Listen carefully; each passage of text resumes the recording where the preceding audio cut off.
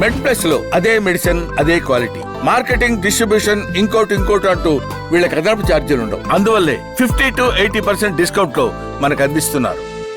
యాక్సిడెంట్లో చెయ్యి అయినా తెగిపోతే, చెయ్యనే కాదు ఏ శరీర భాగమైనా యాక్సిడెంట్లో, అంటే అది సింపుల్గా మనం మిక్సీ వేస్తుంటే మిక్సీలో వేలు పడి నలిగిపోవచ్చు కూడా, ఇంట్లో ఉండే వాళ్ళకి కూడా ఆడుకుంటా ఉంటే ఫ్యాన్ లోపల వేలు పడి అది కట్ అయిపోవచ్చు.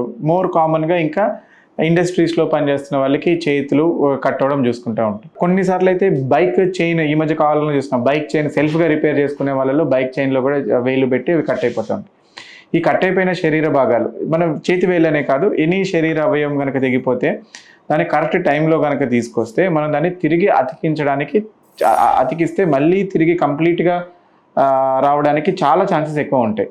జరిగినప్పుడు అసలు ఏం చేయాలనేది చాలామందికి తెలియదు. మనం ఏం చేస్తామని అనేదానికంటే ఇంపార్టెంట్ సర్జన్స్, ప్లాస్టిక్ సర్జన్స్గా జరిగిన వెంటనే ఏం చేయాలి, జరిగిన వెంటనే ఫస్ట్ ఎక్కడి నుంచి అయితే బ్లీడింగ్ అవుతుందో దానికి గట్టి గుడ్డ లాంటిది పెట్టి బ్లీడింగ్ ఆపాలి.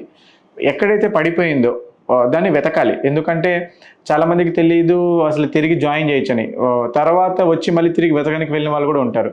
అది వెతికి దాన్ని ఎట్లా అయితే దొరికిందో దాన్ని ఒక క్లీన్ క్లాత్లో, మీకు అవైలబుల్గా గాస్ పీసెస్ అట్లాంటివి ఏమైనా ఉంటే ఓకే, బట్ చాలా చోట్ల అవైలబుల్గా ఉండవు మెడికల్ సప్లైస్ కాబట్టి ఒక క్లీన్ క్లాత్లో, ఒక క్లీన్ కర్చీఫ్లో దాన్ని చుట్టేసేసి ఇంకొక ప్లాస్టిక్ బ్యాగ్లో ఐస్ అవైలబుల్గా ఉంటే ఐస్ తీసుకొని దానిని ఐస్ని క్రష్ చేసి ఈ గుడ్డలో చుట్టిన దాన్ని వేలుని కానీ ఒక ప్లాస్టిక్ జిప్ లాక్ బ్యాగ్లో పెట్టి ఐస్ లోపల పెట్టాలి. డైరెక్ట్ ఐస్ మీద పెట్టకూడదు, అంటే చల్లగా ఉంచాలి, వాటర్ తగలకూడదు.